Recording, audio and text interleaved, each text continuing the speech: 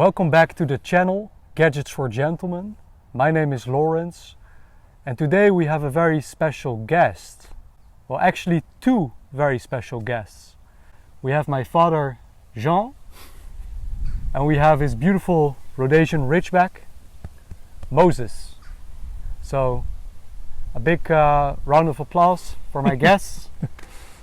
Yeah, so we have been working Absolutely. We did some brainstorming for today's video. Yeah. So I would like to give you the microphone and have you explain what's in store today. Okay, well, first of all, thank you for your very kind invitation. Gladly accept. With Moses, we had to discuss, of course, but he agreed. And it is a beautiful night. And we did brainstorm, and what did we brainstorm about? We did brainstorm about how to measure the value of things. Lawrence always reviews quite expensive watches, and tonight we're going to review some other things about watches. Not to be measured in dollars or euros, but in emotions. And tonight's watch is going to be this very simple, cheap watch. Let me just get a close-up of your watch. The first watch of this video. Yeah, the floor is yours. Well, thank you, Lau. I said before, this watch is not an expensive watch in measured in money or in value, but in an emotional sense, it's inexpensive, I would say. Why?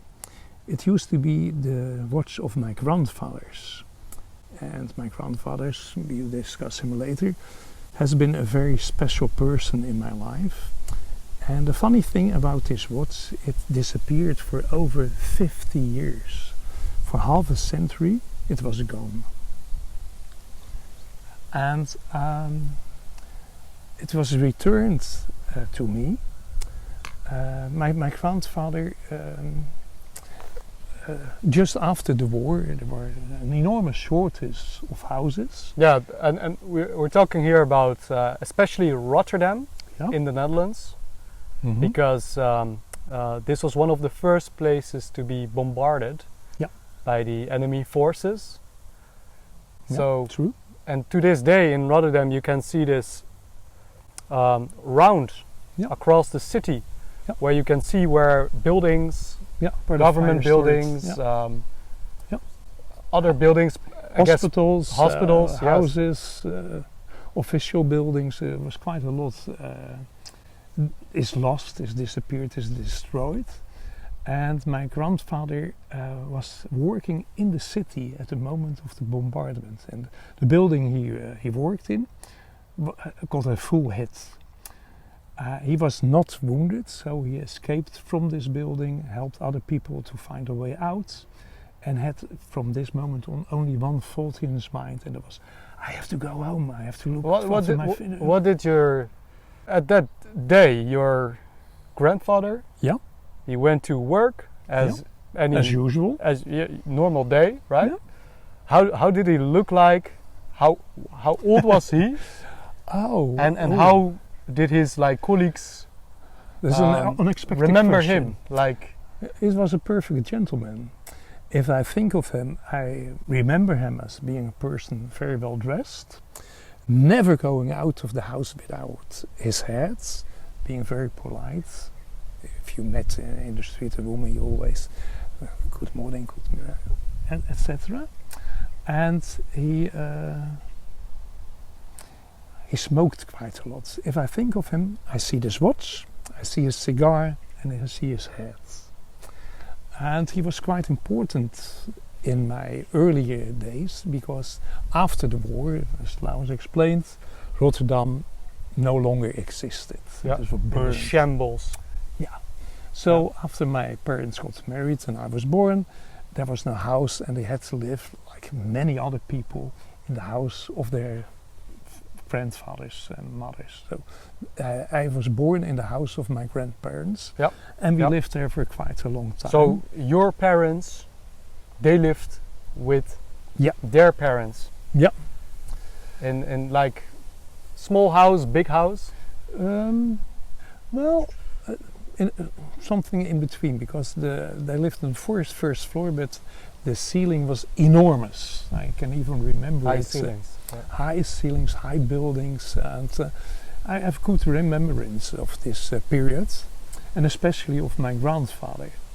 This gentleman had a very nasty beard, so we had to shave. You should shave as well, at least. Well, this takes me like a week, guys and ladies. But it would have taken him less than a day. It's like a 1 hour probably. Yeah. So I remember one morning I was in the bathroom with him, and shaving in these days were not as a ritual. You had to set on the knife, sharpen the knife, and you have to make your shaving cream shaving cream with a bar of soap and water, and then it was quite with this brush, right? Yeah, precisely. Yeah. It was not a 5-minute experience. Yeah. So I was with my grandfather in the bathroom, and he was doing all this ritual, and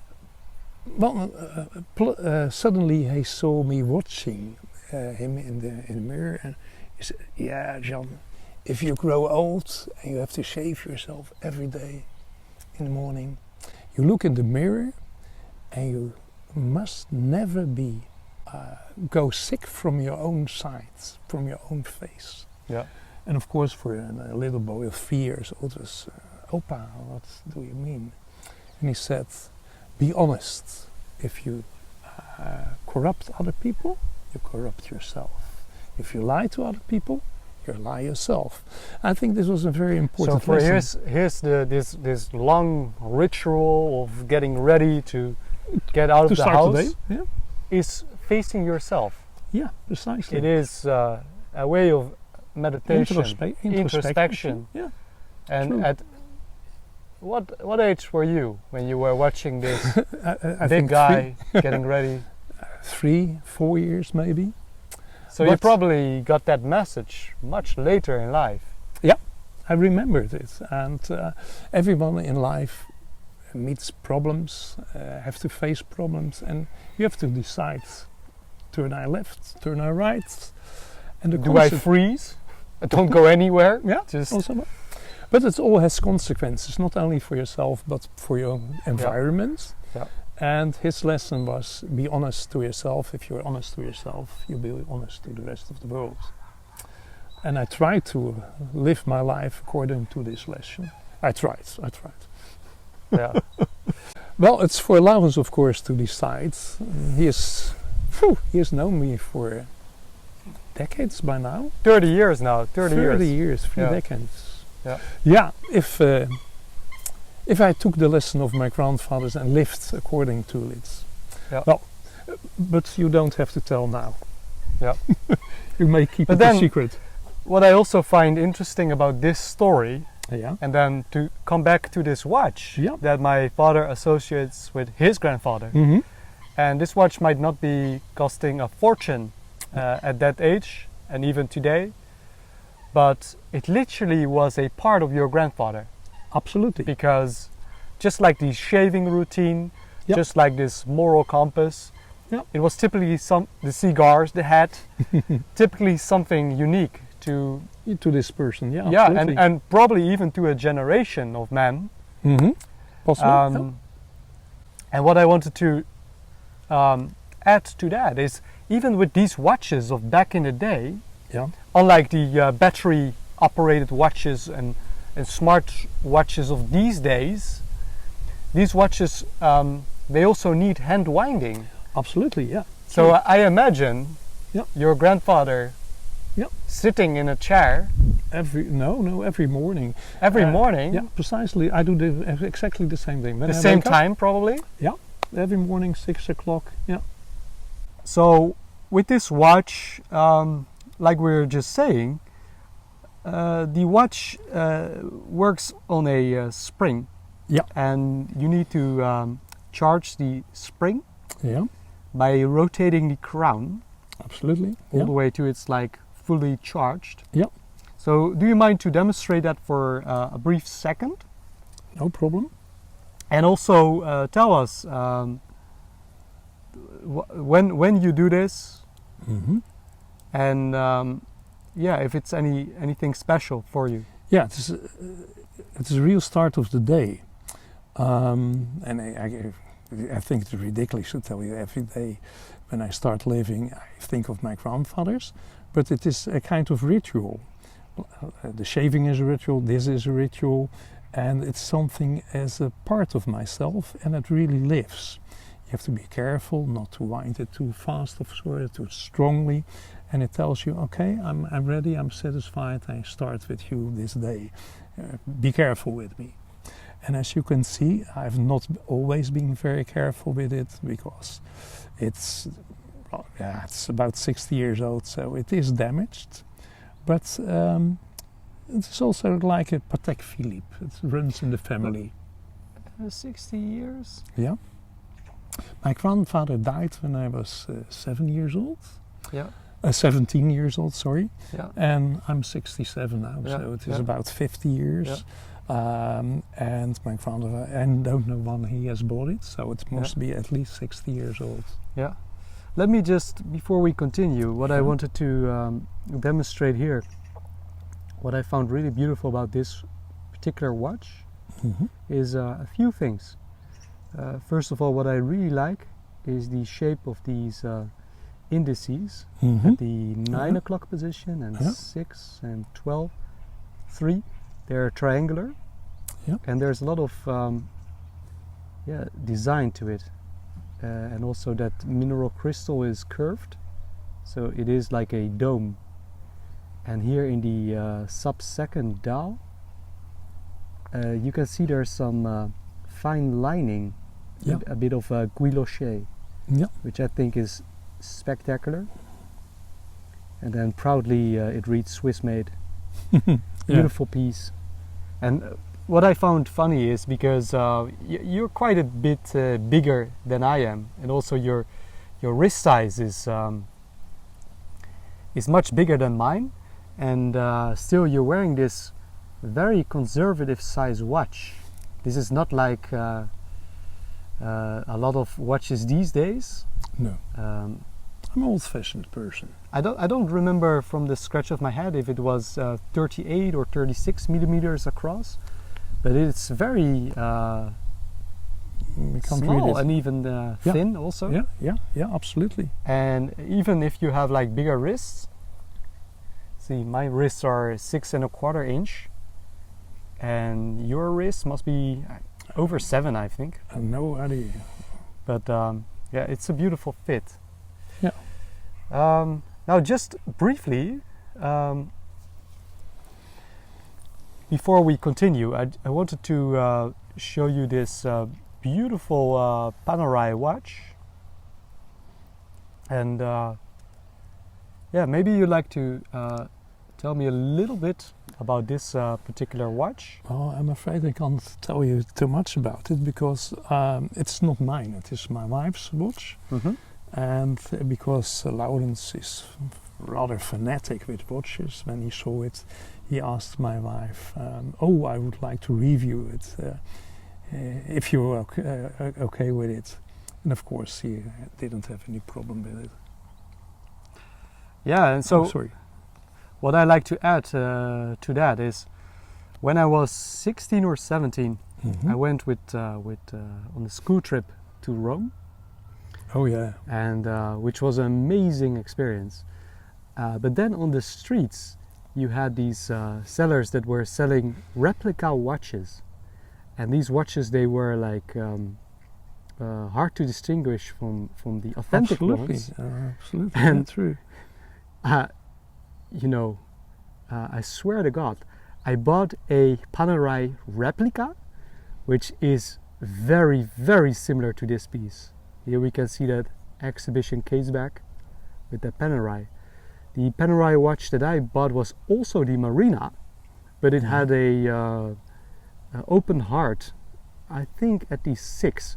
So you could look inside the movement. Oh yeah. So from the front you could look into the back, which was beautiful. And I think at the 3 o'clock position there was a moon and sun display. So at 6 in the morning you could see the sun, a beautiful design, and then in the evening you could see the stars. And I got rid of it because I'm not a big fan of counterfeit goods, of fakes, but such a coincidence of having the opportunity to wear the real thing here, this beautiful rubber strap reading Panerai Officine. So beautiful Italian watch with a Swiss movement. Yeah, just wanted to show you that, and as you can see, it is quite of a big watch. Absolutely, because this is a diver's watch, and they became very fashionable a couple of years ago. And these days the trend is something smaller. But back in the days, the Panerai watches, they were extremely popular. And here I'm wearing it on my 6¼ inch wrist, and I really love wearing this watch. I'm afraid, Laus, I have to disappoint you. I promised it to take it with me home. Yes. So I will wrap it up beautifully with a lot of protection, and yeah. But maybe one day, one of the grill watches. But then again, talking about quality. Mm-hmm. So with the Panerai watches, they are expensive. Yeah, absolutely. And I think they are beautiful. But my argument, and we spoke about this earlier, Mm-hmm. if you can't afford a €8,000 watch, then by all means, don't buy an €8,000 watch. No, it's nonsense. Because if you buy a €100 watch, and it can really grow on you, and you can even pass it on to your in some family. In some 20 years from now, it will be yours. Then it will be our Patek Philippe for the 3rd generation. Yeah. So earlier we were talking about this beautiful watch from my dad that used to belong to your grandfather. Yeah.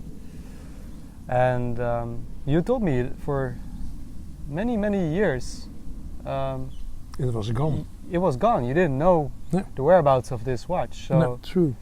Tell us what happened, how you found it, and what, and if it was still working, or. When my grandfather died, the watch disappeared, and 50 years later, after your grandmother, my mother died, I had to go through all of her stuff, of course. And one of the guys who helped me cleaning out the house came with his jewelry box he found in the garage and said, well, we didn't find the key, but we can open it if you want to. And indeed, in this... Those are important people to have in your network. Absolutely. Yeah. They helped me, they opened the box, and in the box were several items belonging to my grandfathers. And one of these was this watch, and I recognized it immediately, the watch and its silver chain, the metal chain. There was a, you can look it back in the archives on the channel. Mm-hmm. There was a metal flexible bracelet, which means it was a bit elastic. True. Which was very common in that 50s era. Yeah. But not very comfortable, because the hair in your hairs are, it will grab your hair. Absolutely. So I was very pleased when you bought me. And leather. This was hard actually, because that you all know the luck. It's the luck width. It was not like a common size. No. It was not 18 or 20 millimeters, but it was 19 millimeters. So it was a bit hard to find a leather strap, but I think it suits absolutely this watch. I'm very happy with it. Yeah. But okay, after 50 years, this watch reappeared. Of course, it didn't work any longer, so I had to have it cleaned in Germany. I live in Germany, and it has been cleaned for 3 or 4 times, and at the moment it's repaired and it works perfectly. Yep. 1 minute slow in 24 hours for a watch of 60 years old. Accuracy 1 minute in 24 hours. Absolutely. What I believe, even to this day, with like many of the watches that I had on my channel, the automatic movements coming from the factory, they have quite a wide tolerance if they're not adjusted by the watchmaker. So I think 1 minute in 24 hours is not bad. Craftsmanship. Yeah, absolutely. Well, after the and also simplicity, if I dare to say. Oh, absolutely. Because I agree. Yeah. I dare to say that it went through some real life. I mean, I guess it was not babied, but it had some shocks, and it has a history. A history of violence, the war. Working, my grandfather did have his own shop. He was a carpenter, designed furniture and made the furniture, and all with his watch. So it has seen some aggression, some wear and tear. Some wear and tear, absolutely. Definitely. Yeah. So, but I'm quite happy with it. That it's recovered, and what I just told you, in some 20 years it is yours. Yeah. So, tell our audience, like, if they find something in their family's drawers, like, what would you recommend? I would like to advise them should they throw it away? Should they sell it?